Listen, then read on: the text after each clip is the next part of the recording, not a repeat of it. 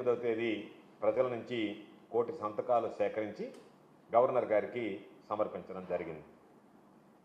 అయితే ఇంత జరుగుతున్నా ప్రజల్లో పెద్ద ఎత్తున నిరసన జ్వాలలు పెళ్ళుబుకుతున్నా చంద్రబాబు నాయుడు మాత్రం తాను పట్టిన కుందేలుకు మూడే కాళ్ళు అన్నట్టుగా మొండిగా మూర్ఖంగా ఈరోజు ఏదైతే నియంత వైఖరిని అవలంబిస్తూ మెడికల్ కళాశాల ప్రైవేటీకరణ జరిగి తీరాల్సిందే అన్నట్టుగా వ్యవహరించడం అనేటువంటిది ఇది ప్రజలందరూ కూడా ఈరోజు తప్పుపట్టేటువంటి పరిస్థితి. చంద్రబాబు నాయుడు ప్రజలు ఒక పక్క అయ్యా ప్రైవేటీకరణ వద్దు, ప్రైవేటీకరణ చేయవద్దు, ప్రభుత్వమే మెడికల్ కళాశాలను నిర్వహించాలి అని చెబుతున్నా స్వచ్ఛందంగా అన్ని పార్టీలకు సంబంధించినటువంటి వ్యక్తులు, అన్ని పార్టీలకు సంబంధించినటువంటి సానుభూతి పరులైనటువంటి కుటుంబాలకు కూడా మెడికల్ కళాశాల ప్రైవేటీకరణను వ్యతిరేకిస్తూ ఈరోజు ఒక పక్క కనిపిస్తున్నా మాట్లాడే వాళ్ళ మీద, మాట్లాడేటువంటి ప్రజల మీద కక్ష పెంచుకున్నట్టుగా చంద్రబాబు నాయుడు వ్యవహరిస్తున్నాడు తప్ప దీనిలో వాస్తవం ఏమిటి అనేటువంటిది పునరాలోచన చేయాలన్నటువంటి కనీస పరిజ్ఞానం కూడా ఈరోజు ఆ విధంగా ఆలోచన చేసేటువంటి దిశగా కూడా చంద్రబాబు నాయుడు లేకపోవడం అనేటువంటిది ఇది నిజంగా దురదృష్టకరం, దుర్మార్గం అనేటువంటి విషయం. ఈరోజు దాదాపుగా 1 కోటి మంది సంతకాలతో అనేక మంది రోడ్లెక్కి ఈరోజు నిరసనని తెలియజేసి వీళ్ళు అనేక రకాలుగా ప్రైవేటీకరణకి వ్యతిరేకంగా పనిచేస్తుంటే చంద్రబాబు నాయుడు ఏ విధంగా ఆలోచన చేస్తున్నాడంటే ఈ ప్రజలు చెప్పేటువంటిది మనకు అనవసరం, మన అక్రమ సంపాదనకు వీళ్ళు అడ్డుపడుతున్నారని భావించి వాళ్ళ మీద రగిలిపోతున్నట్టుగా కనిపించడం, మాట్లాడేటువంటి మాటలు కానీ, వ్యవహరించేటువంటి తీరు కానీ, ఆయన వాడేటువంటి భాష కానీ, ఆయనకున్నటువంటి ఆ ఫ్రస్ట్రేషన్ కానీ, అసహనం కొట్టొచ్చినట్టుగా నేనేదో దీనికి సంబంధించి లబ్ధి పొందాలి అనుకుంటే దీనిని రెచ్చగొట్టి ఈ విషయాన్ని ప్రజల్లోకి తీసుకెళ్ళి వైఎస్ఆర్ కాంగ్రెస్ పార్టీ జగన్మోహన్ రెడ్డి గారు నా సంపాదనకు, అక్రమ సంపాదనకు అడ్డుపడుతున్నారనేటువంటి అక్కసుతో మాట్లాడినట్టుగా ఉంది తప్ప ప్రజల గురించి కానీ, ప్రజల సంక్షేమాన్ని గురించి కానీ ఆలోచన చేసినట్టుగా కనిపించడం లేదు. దానితో పాటు ఈరోజు కొత్తగా మాట్లాడుతున్నాడు రోజుకు ఒకటి. ఎందుకంటే బేరసారాలు సాగించేటప్పుడు వాళ్ళు ఏదో కొన్ని ఇన్సెంటివ్స్ అడుగుతున్నట్టుకున్నారు. ప్రైవేట్ మెడికల్ కళాశాలలు తీసుకోవాలనేటువంటి ఔత్సాహికులు ఎవరైతే ఉన్నారో వాళ్ళు ఈయనతో బేరసారాలు సాగించేటప్పుడు వాళ్ళు ఏదో కొన్ని కండిషన్లు పెడుతున్నట్టుకున్నారు. అయ్యా మీరు అడిగినంత మేము సమర్పించాలంటే మాకు ఈ అవసరాలు ఉన్నాయని మాట్లాడుతున్నారేమో తెలియదు, కానీ దానికి సంబంధించినటువంటి దాంట్లో రోజుకు ఒక కొత్త విషయం తీసుకొస్తున్నాడు. 2 సంవత్సరాలు వాటికి సంబంధించినటువంటి జీతభత్యాలన్నీ కూడా ప్రభుత్వమే చెల్లిస్తుంది అని చెప్పి మాట్లాడడం జరిగింది. దానితో పాటు ఇప్పుడు ఒక అడుగు ముందుకేసి ఒకవేళ అప్పటికి నష్టం వస్తే వైబిలిటీ గ్యాప్ ఫండింగ్ కింద మీకు వచ్చినటువంటి నష్టాన్ని కూడా మేము భర్తీ చేస్తామని చెప్పి ఈరోజు చంద్రబాబు నాయుడు దానికి హామీ ఇవ్వడం జరిగింది. 2 ఏళ్ల పాటు ఈరోజు నువ్వు వాళ్ళకి జీతాలు భరించడం, దానితో పాటు వైబిలిటీ గ్యాప్ ఫండింగ్ ఇవ్వడం, ఏది ఏమైనా ప్రైవేటీకరణకి నేను ముందుకు వెళ్తాననడం అనేటువంటిది 1 కోటి మంది ప్రజలు పాల్గొని సంతకాలు పెట్టినటువంటి వాటిని నువ్వు వాటికి సవాల్ విసురుతున్నట్టుగా అనిపిస్తుంది తప్ప మీరు ఎన్ని చేసినా నేను మీకు సవాల్ విసురుతున్నా, నేను మీకు లొంగే పని లేదు, నేను మీరు చెప్పినటువంటి వాటిని పట్టించుకునేటువంటి పరిస్థితుల్లో లేను, నా విధానం నాదే, నేను ప్రైవేటీకరణకి వెళ్ళిపోతా, ప్రైవేటీకరణ ద్వారా నాకున్నటువంటి ఏదన్నా వ్యక్తిగత లబ్ధి ఏదన్నా ఉంటే అది చేకూర్చుకోవడానికి నేను ప్రయత్నం చేస్తాను, ఆ లబ్ధి పొందడానికి ప్రయత్నం చేస్తాను తప్ప ప్రజల గురించి కానీ మీరు 1 కోటి మంది సంతకాలు పెట్టినా సరే నేను పట్టించుకునేటువంటి పరిస్థితుల్లో లేదు అని చెప్పి ముందుకు వెళ్తూ దాని మీద ఆయన తొడగొట్టినట్టుగా ఆయన మాట్లాడేటువంటి మాట, ఆయన వ్యవహార శైలి, మీరు ఏమి చేసినా సరే నేను తొడగొడతాను, ముందుకు వెళ్తాను అన్నట్టుగా ఏదో పోరాటం చేసినటువంటి వాళ్ళ మీద కక్ష కట్టుకున్నట్టుగా ఈరోజు వాళ్ళ మీద కక్ష తీర్చుకునేటువంటి విధంగా మాట్లాడుతున్నాడు. అదే మేము చెప్పాం, అయ్యా నువ్వు తీసుకున్నటువంటి నిర్ణయాలు ఏదైతే ఉన్నాయో ఆంధ్ర రాష్ట్రంలో వైద్య రంగాన్ని ఉరి తీసేటువంటి పరిస్థితులు ఉన్నాయి. ఇది మీరు తీసుకున్నటువంటి ప్రైవేటీకరణ నిర్ణయం ఆంధ్ర రాష్ట్రంలో వైద్య రంగాన్ని ఉరి తీయడమే అని ఈరోజు అందరూ చెబుతున్నా సరే ఆ ఉరి తీయడానికి కూడా నేను సిద్ధంగా ఉన్నానన్నట్టుగా చంద్రబాబు నాయుడు మాట్లాడుతున్నారు. ఆంధ్ర రాష్ట్రంలో వైద్య రంగాన్ని ఉరి తీయడానికి కూడా నేను సిద్ధమే అన్నట్టుగా ఈరోజు చంద్రబాబు నాయుడు మాట్లాడేటువంటి పరిస్థితి కనిపిస్తుంది. కాబట్టి అయ్యా చంద్రబాబు గారు, మేము మిమ్మల్ని అడిగేటువంటిది స్పష్టంగా ఏంటంటే మీకు ఎందుకు ఇంత కక్ష ఏర్పడింది?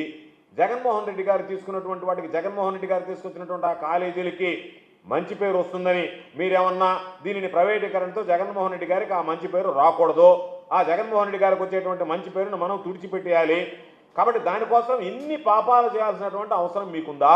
చంద్రబాబు గారు సమాధానం చెప్పాల్సినటువంటి అవసరం ఉంది. ఒకటి. రెండు, నీకు ఎంత ఆయోచితమైనటువంటి లబ్ధి చేకూరితే ఈరోజు నువ్వు ఎవరు ఎన్ని చెప్పినా సరే నేను వెళతాను, దీనికి సంబంధించి ప్రైవేటీకరణలో వెనకడుగు వేసేటువంటి పరిస్థితి లేదు అని చెప్పి దాన్ని ఏదో ఛాలెంజ్ లాగా స్వీకరించి ముందుకు వెళ్ళాలనేటువంటి ఆలోచన మీకు ఎందుకు కలుగుతుంది? నేను అడిగేది, చంద్రబాబు సమాధానం చెప్పాల్సింది, మీరు సుదీర్ఘకాలంగా ముఖ్యమంత్రిగా పనిచేశారు, అనేక సందర్భాల్లో అనేక వేదికల్లో చెప్పుకుంటున్నారు, నాకున్నంత అనుభవం, నేను చేసినటువంటి పనులు, నాకున్నటువంటి ఆ విజన్, నేను విజనరీ అని చెప్పుకునేటువంటి వాళ్ళు, మీ ప్రభుత్వంలో మీరు ఏదన్నా ముఖ్యమంత్రిగా ఉన్నప్పుడు, మీ ప్రభుత్వం అధికారంలో ఉన్నప్పుడు ఏ రోజైనా ఆంధ్ర రాష్ట్రానికి ఒక మెడికల్ కళాశాల తీసుకురావాలన్నటువంటి ఆలోచన ఎప్పుడైనా చేశారా? జరిగిందా? లేదు కదా.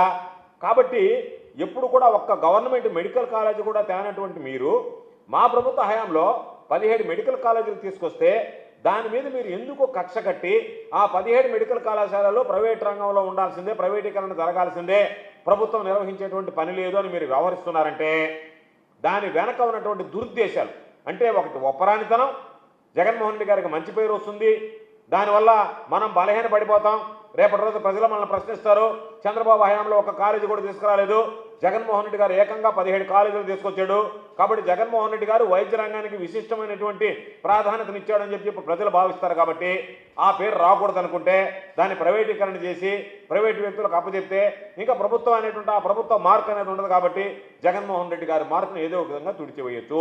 దానితో పాటు మీరు అనుకున్నటువంటి విధంగా మీరు అనుకున్నటువంటి ఆయోచిత లబ్ధి ఏదైతే మీరు దాని ద్వారా పొందాలని ప్రయత్నం చేస్తున్నారో దాన్ని ప్రయత్నం చేయొచ్చు. రోజు మేము అడుగుతున్నాం, 2 ఏళ్ళు అంటే దాదాపుగా ఒక కాలేజీకి సంబంధించి లెక్క వేసుకుంటే 120 నుంచి 140 కోట్ల రూపాయల జీతాలు చెల్లిస్తారు.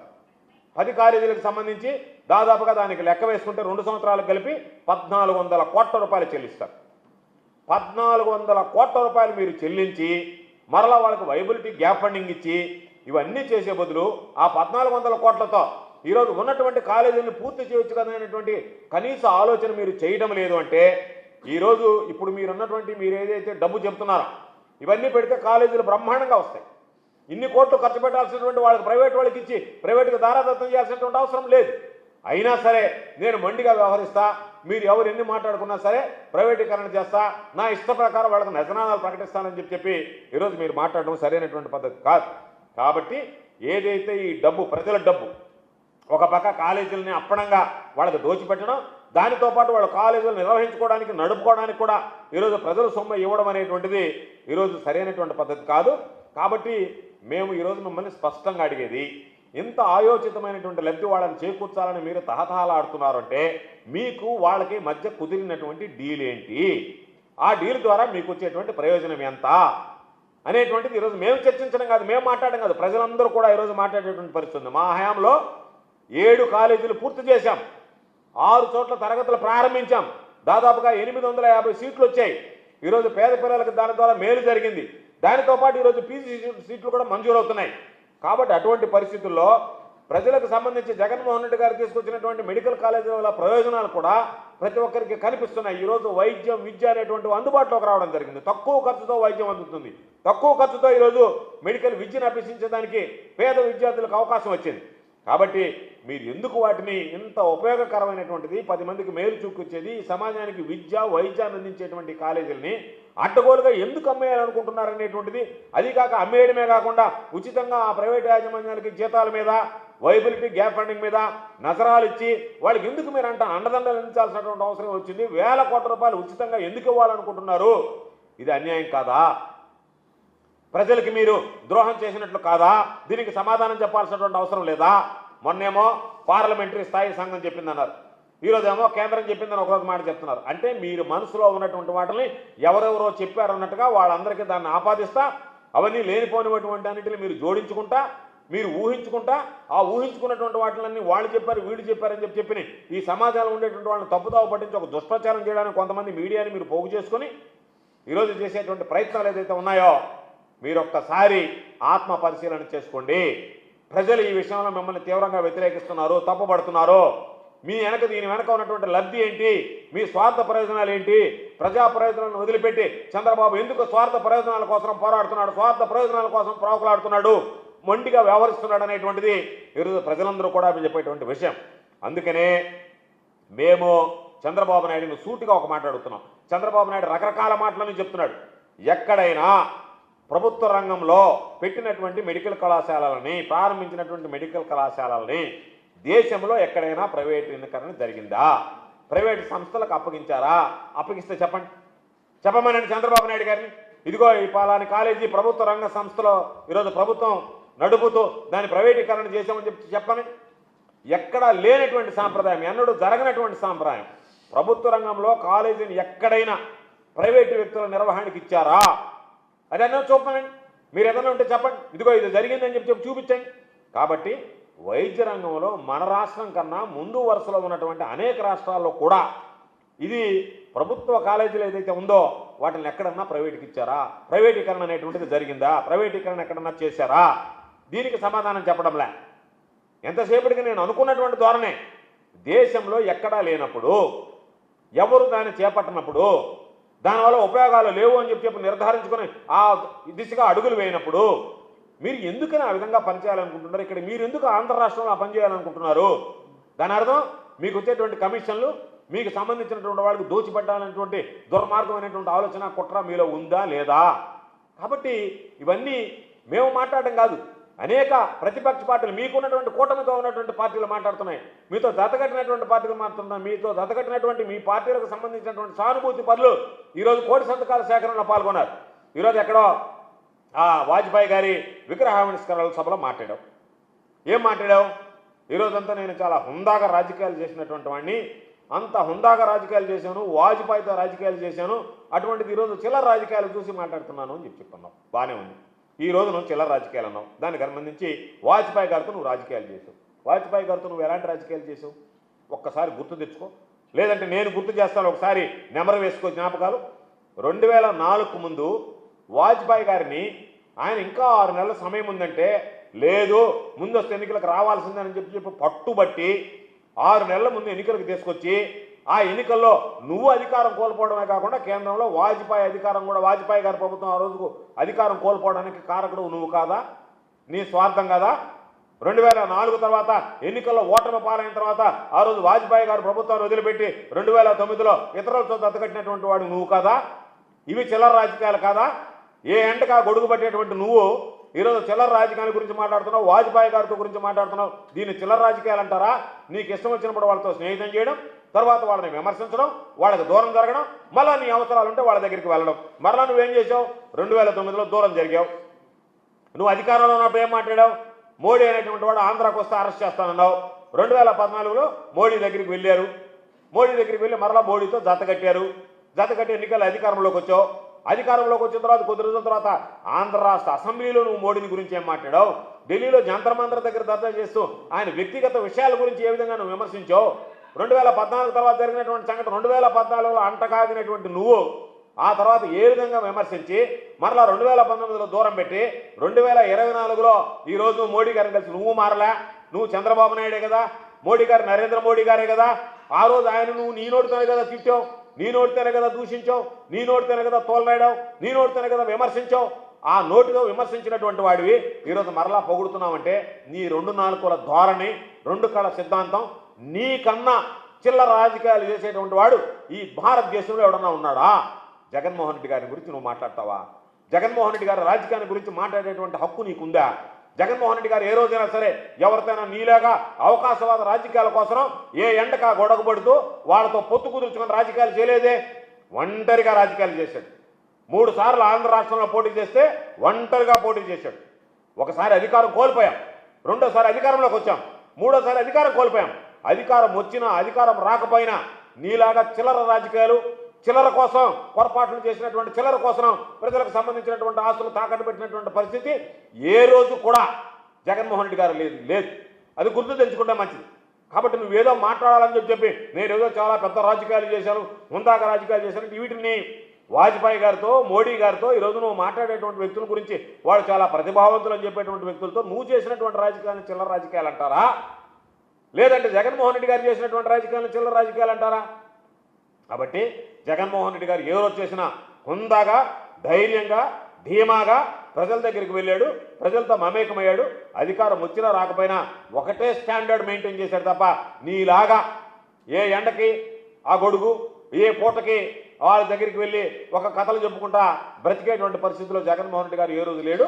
కాబట్టి చిల్లర రాజకీయాలు అనేటువంటివి నీకన్నా ఈ దేశంలో రాజకీయాలను భ్రష్టు పట్టించినటువంటి వాడు, చిల్లర రాజకీయాలకి బ్రాండ్ అంబాసిడర్ ఎవరైనా ఉన్నారంటే అది చంద్రబాబు అనేటువంటిది గుర్తుంచుకుంటే మంచిది. కాబట్టి ఇప్పటికైనా మేము చెప్పేది, రాష్ట్రంలో ఉన్నటువంటి అన్ని నియోజకవర్గాల్లో 1 కోటి మంది ప్రజలు, 1 కోటికి పైచిలుకు ప్రజలు, మేము 1 కోటి అంటే 1 కోటికి పైచిలుకు ప్రజలు ఈరోజు వాళ్ళు ప్రభుత్వం తీసుకున్నటువంటి ఈ ప్రైవేటీకరణ పట్ల వాళ్ళ నిరసనని, వ్యతిరేకతని సంతకాల రూపంలో తెలియజేస్తే, జగన్మోహన్ రెడ్డి గారి నాయకత్వంలో జగన్మోహన్ రెడ్డి గారు పిలుపునిచ్చిన తర్వాత చరిత్రలో ఎన్నడూ జరగనటువంటి విధంగా ఈరోజు మెడికల్ కళాశాల ప్రైవేటీకరణ మీద ప్రజలు ఉద్యమిస్తే, ఆ స్థాయిలో ఉద్యమం జరిగితే మీరు ఇంకా దోచిపెట్టేటువంటి కార్యక్రమాన్ని కొనసాగించాలంటున్నారు. ఎవరైతే పాపం నిరసన తెలియజేశారో వాళ్ళ మీద మీరు కక్ష సాధింపులాగా మాట్లాడుతున్నారు, పగ తీర్చుకున్నట్టుగా మాట్లాడుతున్నారు. దానిని ఎక్కడ నేను వెనక్కి తగ్గేటువంటి ప్రసక్తే లేదు. నేను దోచిపెట్టడానికి సిద్ధపడిపోయాను. కాబట్టి ఎట్టి పరిస్థితుల్లో కూడా నేను దోచిపెడతానంటే గుర్తుంచుకో. ఎట్టి పరిస్థితుల్లో కూడా ప్రజలు మిమ్మల్ని విడిచిపెట్టరు అనేటువంటి విషయాన్ని గుర్తుంచుకో. నీ ఆలోచన విధానం ఎట్టి పరిస్థితుల్లోనైనా నేను దోచిపెట్టాల్సిందే అనేటువంటి నీ ఆలోచన కనుక కొనసాగితే ఎట్టి పరిస్థితుల్లో కూడా రాష్ట్ర ప్రజలు నిన్ను విడిచిపెట్టరు. ఖచ్చితంగా నీకు తగిన శాస్తి జరుగుతుందనేటువంటి విషయాన్ని గుర్తుంచుకుంటే మంచిది. కాబట్టి ప్రైవేట్ మెడికల్ కళాశాలకు సంబంధించి కానీ, ప్రైవేట్ ఆసుపత్రులకు సంబంధించినటువంటి పేదలకు అందేటువంటి ఉచితంగా అందేటువంటి వైద్యం కానీ, వాటి తరఫున నువ్వు ఈరోజు రకరకాలుగా మాట్లాడుతూ ప్రైవేటు కళాశాలల తరఫున నువ్వే బ్యాటింగ్ చేయడానికి సిద్ధపడి వాళ్ళకి సంబంధించి ఏమేమి వనరులు ఉంటాయి, ఏ విధంగా బాగుపడుతుందని ప్రైవేటు కళాశాల యజమానులు చెప్పడంలే, మీరే వాళ్ళ తరఫున వకాలత పుచ్చుకొని ఇదిగో ప్రైవేటైజ్ చేస్తే ఇంత బ్రహ్మాండంగా ఉంటుంది అని చెప్పి మీ అంతటా మీరు మాట్లాడటం, మీ అంతటా మీరు ఏదైనా చేయడం, ఇవన్నీ కూడా సిగ్గు చేయటనేటువంటి విషయం. నేను ఒకటే విషయం అడుగుతున్నా, ఏ ప్రైవేటు వాడైనా సరే ఆదాయం లేకుండా, ఏ ప్రైవేటు వాడైనా సరే ఆదాయం లేకుండా ఈ వైద్య కళాశాలను నడుపుతాడా? చెప్పనండి, చంద్రబాబుని చెప్పనండి. నువ్వేం చేస్తున్నావు? అదే ప్రభుత్వ రంగ సంస్థలో ఉంటే నష్టాన్ని గురించి ఆలోచన చేయి. ఏదైనా ప్రజలకు సేవ చేయాలనేటువంటి ఆలోచనతో ఆ వైద్య సంస్థలు ముందుకు వెళ్ళేటువంటి, ఆ వైద్య కళాశాలను నడిపేటువంటి పరిస్థితి ఏర్పడుతుంది. దానికి అనుబంధంగా ఉన్నటువంటి వైద్య కళాశాలల ద్వారా వైద్యం అందించేటువంటి పరిస్థితి ఉంటుంది. నువ్వు వాటన్నిటినీ పక్కన పెట్టి లాభాపేక్షతో పనిచేసేటువంటి ప్రైవేటీకరణకు నువ్వు సిద్ధపడి, దానికి అవసరమైతే ఇంకా అదనంగా వాళ్ళ జీతపత్యాలు కూడా నేనే భరిస్తా, వాళ్ళకి ఏదైనా నష్టం వచ్చినా ఆ నష్టాన్ని కూడా నేనే భరిస్తానని చెప్పి మాట్లాడుతున్నామంటే ఒక్కటి గుర్తుంచుకో, ప్రైవేటైజేషన్ వల్ల ఎంత ప్రమాదకరమైనటువంటి పరిస్థితులు ఏర్పడతాయంటే, మొన్న కరోనా టైంలో ప్రైవేట్ ఆసుపత్రుల్లో, ప్రైవేట్ కార్పొరేట్ హాస్పిటల్ ఏదైతే ఉన్నాయో ప్రైవేట్ హాస్పిటల్స్ వాళ్ళు గేట్లు మూసేశారు. మేము పరిమిత సంఖ్యలో సేవలు అందిస్తామన్నారు, వాళ్ళు ముందుకు రాలేదు.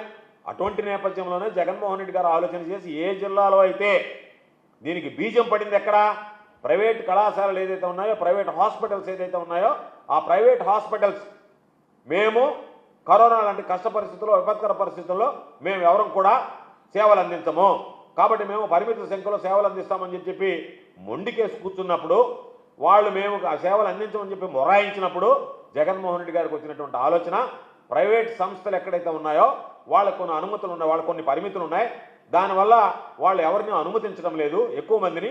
కాబట్టి మనం ప్రభుత్వ రంగ సంస్థలో ప్రభుత్వ ఆధీనంలో నడిపితే అందరికీ మెరుగైనటువంటి ఇటువంటి విపత్కర పరిస్థితులు ఏదైనా ఏర్పడినా సరే మెరుగైనటువంటి సేవలు అందించవచ్చు అనేటువంటి ఆలోచనతో చేస్తే, వాటన్నిటినీ పక్కన పెట్టి ఈరోజు రకరకాలైనటువంటి బూటకపు మాటలు మాట్లాడటం, ప్రజలను మభ్యపెట్టడానికి ఏదో ఒక విధంగా ఎందుకు పనికిరానటువంటి ఈ బూటకపు మాటలతో నువ్వు కాలయాపన చేయడం సరైనటువంటి పద్ధతి కాదు.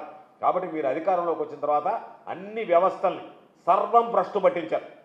వైద్యానికి సంబంధించి అయితే ప్రతి విషయంలో కూడా మీరు తీసుకున్నటువంటి నిర్ణయం ప్రజా వ్యతిరేక నిర్ణయం తప్ప ప్రజలకు అనుకూలంగా ఉండేటువంటి నిర్ణయం కాదు. జగన్మోహన్ రెడ్డి గారు మహానేత రాజశేఖర రెడ్డి గారి హయాంలో ప్రారంభమైనటువంటి ఆరోగ్యశ్రీ ఈరోజు పూర్తిగా ఆరోగ్యశ్రీ సేవలు నిలిపేసేటువంటి పరిస్థితికి వచ్చింది. జగన్మోహన్ రెడ్డి గారు తీసుకొచ్చినటువంటి ఆరోగ్య ఆసరా, వాళ్ళకి ఏదైనా శస్త్రచికిత్స జరిగితే పాపం పేదవాడు పనికి వెళ్ళలేకపోతే ఆ కుటుంబానికి ఆసరా కల్పించి ఆర్థిక సాయం అందించినటువంటి కార్యక్రమం, దాన్ని అటకెక్కించేశారు. ఈరోజు ఫ్యామిలీ డాక్టర్, కేవలం కోటీశ్వరులకు ఉన్నటువంటి ఫ్యామిలీ డాక్టర్ కాన్సెప్ట్ని పేదవాడికి సంబంధించి పాపం మంచం మీద ఉన్నటువంటి వాడు, మంచం మీద నుంచి కనీసం బయటకు రాలేనటువంటి వాడు, పేదరికంలో మగ్గేటువంటి వాడు, కనీసం రవాణా సదుపాయం కూడా లేనటువంటి వాడు, రవాణా సౌకర్యానికి సదుపాయానికి కూడా శరీరం సహకరించినటువంటి వాడు బయటకు వెళ్ళడానికి, అటువంటి వాళ్ళకి ఫ్యామిలీ డాక్టర్ కాన్సెప్ట్ తీసుకొచ్చాడు. ఫ్యామిలీ డాక్టర్ కాన్సెప్ట్ ద్వారా ఈరోజు పేదలకు సంబంధించి వైద్య సేవలు అందించాడు. 0 వేకెన్సీ పాలసీ, ఎక్కడ కూడా నర్సింగ్ స్టాఫ్ దగ్గర నుంచి వైద్యుల దగ్గర నుంచి ఎక్కడ కూడా లేదు అనేటువంటిది లేకుండా ఫుల్గా వేకెన్సీస్ అన్ని కూడా ఫిల్ చేయాలనేటువంటి ఆలోచన. అదేవిధంగా జీఎంపీ ప్రమాణాలతో ఈ రోజు ఉన్నటువంటి వాటిని మందులు ఇవ్వడం కానీ ఇవన్నీ ఈ రోజు అటకెక్కాయి. వైఎస్ఆర్ సంబంధించినటువంటి హెల్త్ క్లినిక్ ఏదైతే ఏర్పాటు చేసావో అవన్నీ దిక్కుముక్కు లేకుండా పోయాయి. కాబట్టి వీటన్నిటినీ ఒక పద్ధతి ప్రకారం పథకం ప్రకారం బ్రహ్మాండంగా పండబెట్టినటువంటి నువ్వు ఇప్పుడు ప్రజలను ఉద్ధరిస్తాను, అది కూడా ప్రైవేటీకరణ ద్వారా ఉద్ధరిస్తానని చెప్పడం అనేటువంటిది ఇది పచ్చి మోసంగా మేము భావిస్తున్నాం. కాబట్టి ఇప్పటికైనా సరే చంద్రబాబు కళ్ళు తెరిచి మొండిగా వ్యవహరించడం మాని ఏదైతే ఈ 17 మెడికల్ కళాశాలలు ఉన్నాయో వాటిని వెంటనే ప్రభుత్వం ఆధీనంలోనే నడపాలి. వాటికి సంబంధించి నువ్వేదైతే ప్రైవేటుకి సంబంధించినటువంటి వ్యక్తులకు నేను వైబిలిటీ గ్యాప్ ఫండింగ్ ఇస్తాను 1400 కోట్ల మేర ఖర్చు పెట్టడానికి సిద్ధంగా ఉన్నానన్నావో వాటిని వెచ్చించి ప్రభుత్వమే వాటిని స్వాధీనం చేసుకుని ప్రభుత్వ ఆధీనంలోనే వాటిని నడిపేటువంటి విధంగా చర్యలు తీసుకోవాలని చెప్పి వైఎస్ఆర్ కాంగ్రెస్ పార్టీ పక్షాన్ని డిమాండ్ చేస్తూ చంద్రబాబు తీసుకునేటువంటి నిర్ణయం రాష్ట్ర చరిత్రలో చంద్రబాబు నాయుడు చరిత్రహీనుడిగా ఈరోజు మిగిలిపోయేటువంటి పరిస్థితి ఉంది. కాబట్టి దాన్ని అర్థం చేసుకుని మీరేదో భేషజాలకు పోవడమో లేదా లాభాపేక్ష ఆశించి దీని విషయంలో నేను ముందుకు పోతాననేటువంటి దాన్ని మీరు దయచేసి విరమించుకొని ప్రజల దృష్ట్యా సమాజం దృష్ట్యా ప్రజల్లో ఉన్నటువంటి పేద విద్యార్థులు వైద్య విద్యను అభ్యసించాలనేటువంటి వాళ్ళ అభిలాష, అదేవిధంగా పేదలకు విద్యను అందించాలని జగన్మోహన్ రెడ్డి గారు ఆలోచన చేసుకొచ్చినటువంటి ప్రైవేట్ కళాశాలలో వెనకున్నటువంటి సేవా దృక్పథం వీటిని దృష్టిలో పెట్టుకొని మనసులో పెట్టుకొని ఇప్పటికైనా మీరు పునరాలోచించి దాని మీద మీరు తీసుకున్నటువంటి నిర్ణయాన్ని ఇప్పటికైనా విరమించుకునేటువంటి విధంగా చర్యలు చేపట్టాలని వైఎస్ఆర్ కాంగ్రెస్ పార్టీ పక్షాన్ని మేము డిమాండ్ చేస్తాం.